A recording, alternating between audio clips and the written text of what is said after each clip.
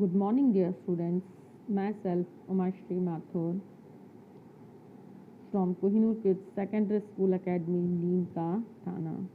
Dear students, in our previous video, we read and discussed about our chapter 12, part 1st, contaminated water spreads diseases, and today we will also read and discuss about chapter 12, part 2nd. Here is the book of environmental studies for class 5th, Apna Parivesh.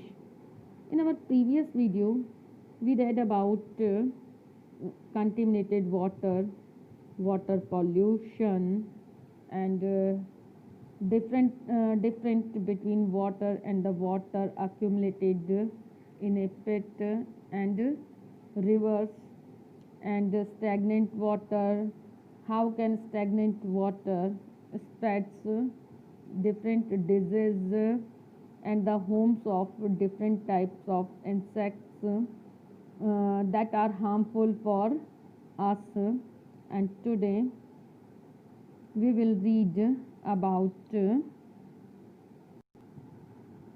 many diseases that spreads from contaminated water and food, and also the symptoms of these diseases and their cure and precautions.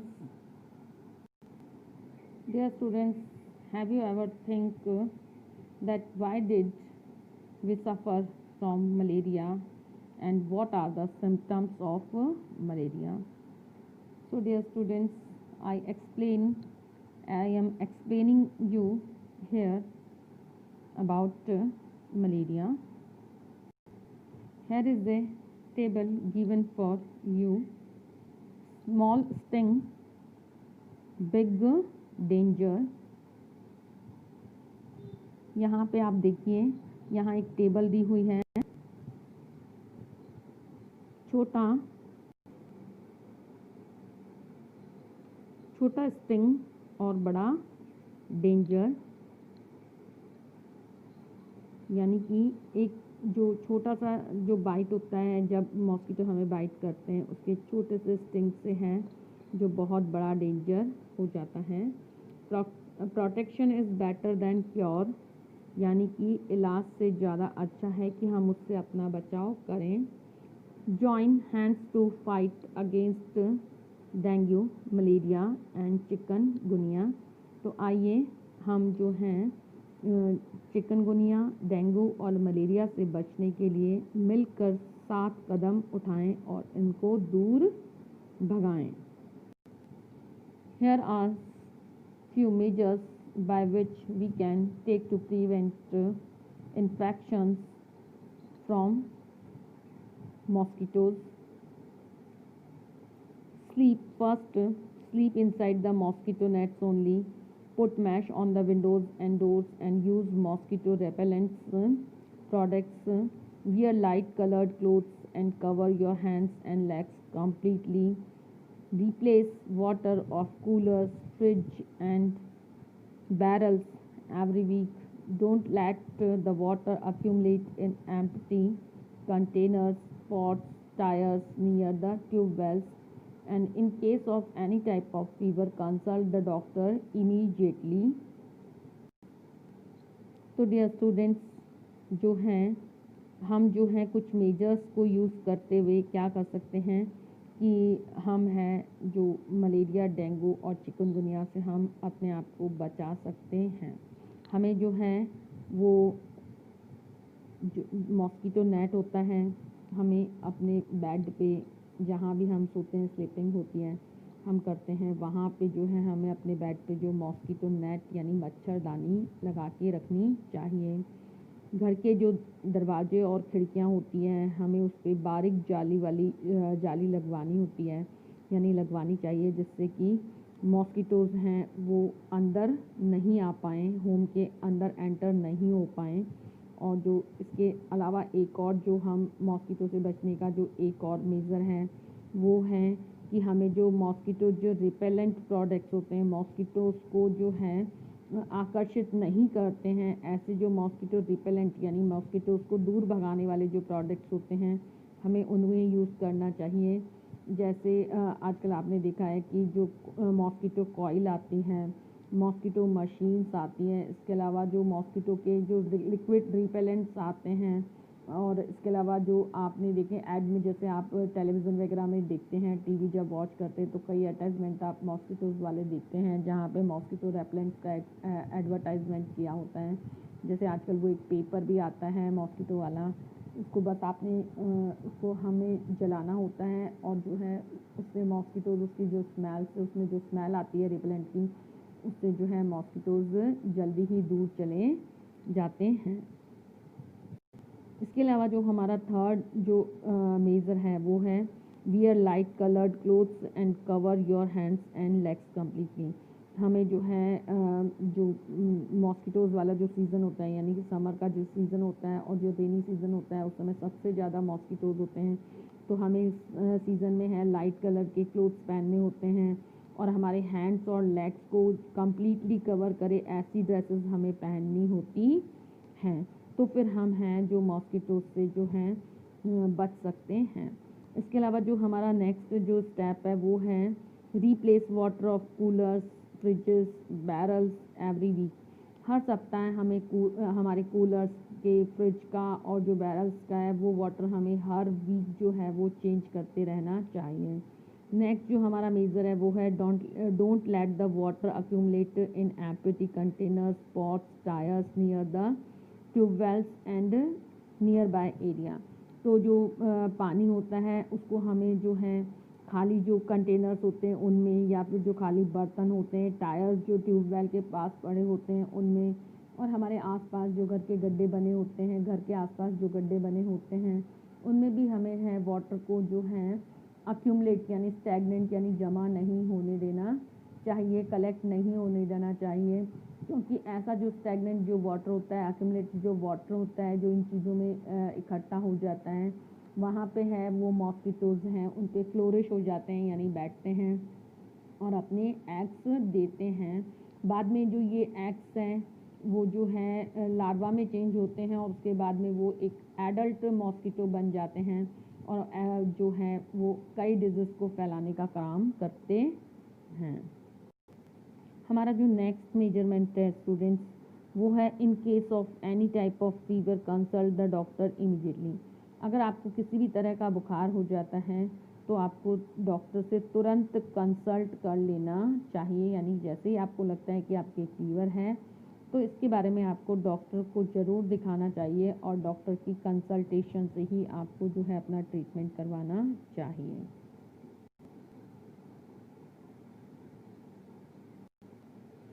Dear students, यहाँ पे जो है कुछ जो symptoms दिए हुए हैं वो सिम्टम्स हैं कि जैसे मलेरिया के सिम्टम्स, आप मलेरिया, चिकनगुनिया और डेंगू के सिम्टम्स यहाँ पे दिए हुए हैं।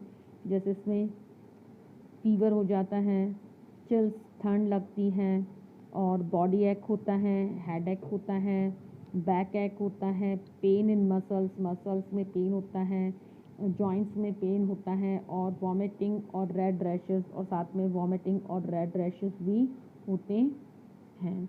तो अगर आपको लगता है कि आपकी फ़ीवर है, आपको ठंड लग रही है, आपकी बॉडी में पेन हो रहा है, आपको हेडेक हो रहा है, या आपके बैक में पेन हो रहा है, या आपके मसल्स में और जॉइंट्स में पेन हो रहा है, वॉमिटिंग हो रही है, रेड रैशेस आपकी बॉडी पे हो गए हैं, तो इट मीन्स आपको किसी भी टाइप का फ़ीवर इनमें से हुआ हो सकता है। तो इसके लिए आपको डॉक्टर से कंसल्ट करना होता है। Dear students, the offspring of some organisms are initially not alike their parents. Example, in the case of mosquitoes and butterflies, the larvae are formed at the initial stage. तो मैं यहाँ आपको बता रहे थे स्टूडेंट्स कि जैसे कुछ ऑर्गेनिज्म होते हैं वो अपनी जो प्रारंभिक अवस्था होती है, जैसे उनकी जो जन्म की अवस्था होती है, उस समय वो अपने पेरेंट्स जैसे बिल्कुल नहीं होते हैं। एग्जाम्पल के लिए जैसे मॉस्किटोज़ और जो बटरफ्लाइज हैं, जब वो बोर्न होते हैं तो अपने पेरेंट्स से बिल्कुल अलग होते हैं। वो पहले एग्स होते हैं, फिर बाद में ये लार्वा में कन्वर्ट होते हैं, और फिर ये जो हैं एडल्ट जो बटरफ्लाइज और मॉस्किटोज़ में चेंज हो जाते हैं। तो जो कुछ जो इंसेक्ट्स होते हैं और एनिमल्स होते हैं वो अपने इनिशियल स्टेज में जो हैं वो अपने पेरेंट्स से बिल्कुल डिफरेंट होते हैं. Dear students, here are some questions for you. Think and give answers of these questions.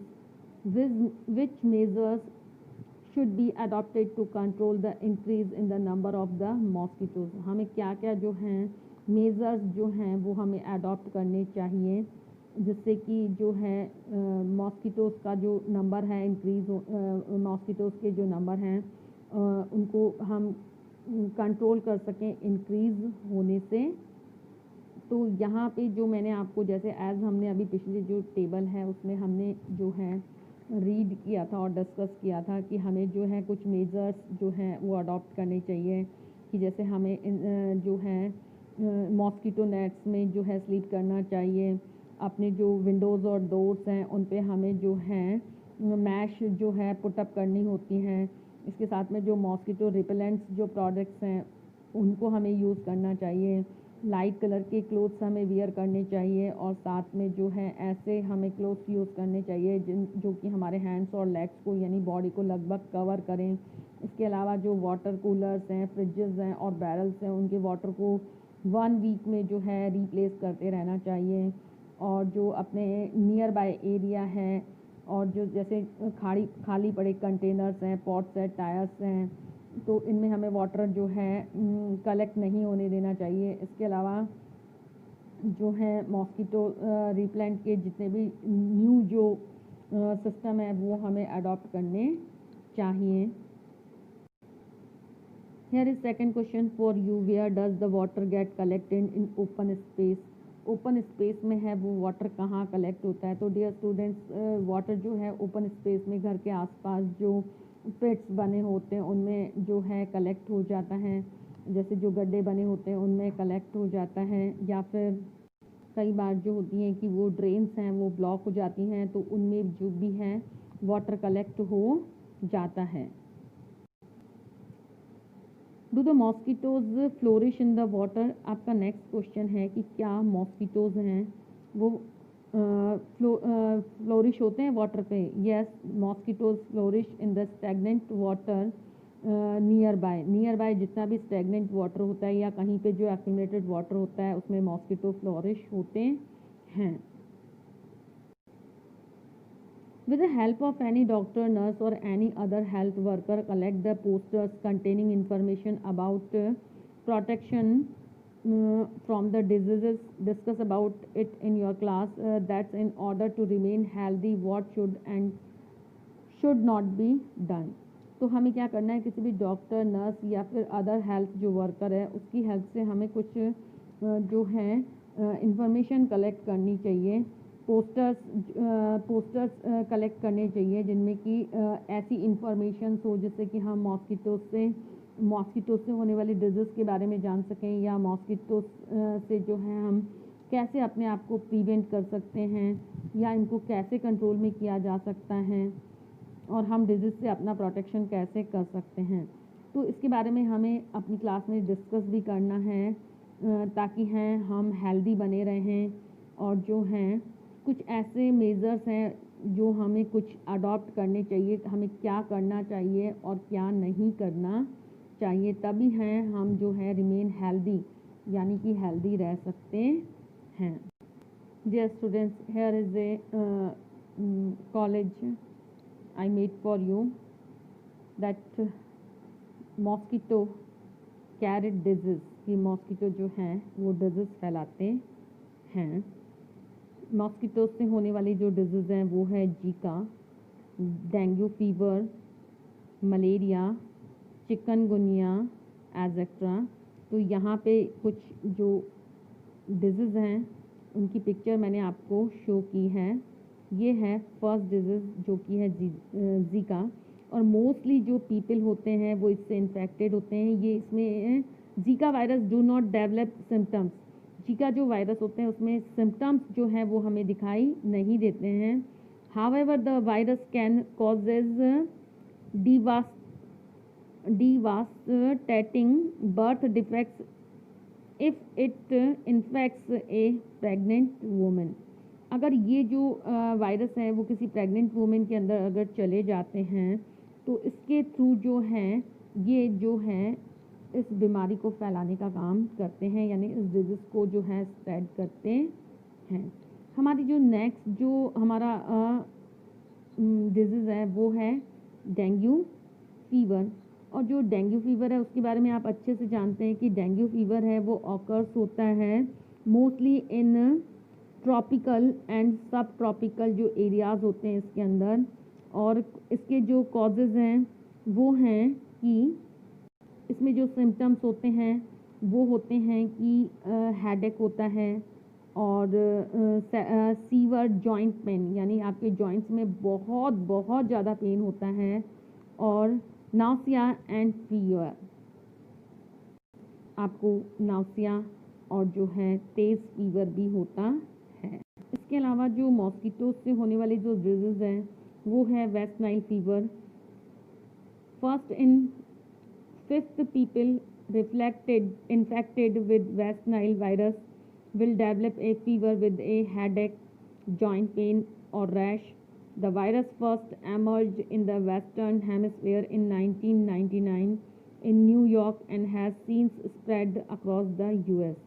ये एक तरह का जो फीवर है जो कि वेस्ट नाइल वाला जो एरिया है उसमें ये सबसे पहले स्प्रेड हुआ था 1999 में, और वहाँ से ये है जो है स्प्रेड हुआ यूनाइटेड स्टेट्स में। उसके बाद ये है वर्ल्ड की जो और एरियाज़ हैं उनमें स्प्रेड होने लगा। इसके सिम्टम्स है कि आपको फीवर होता है, हेडेक होता है, जॉइंट्स में आपके पेन होता है और रैशेस हो जाते हैं।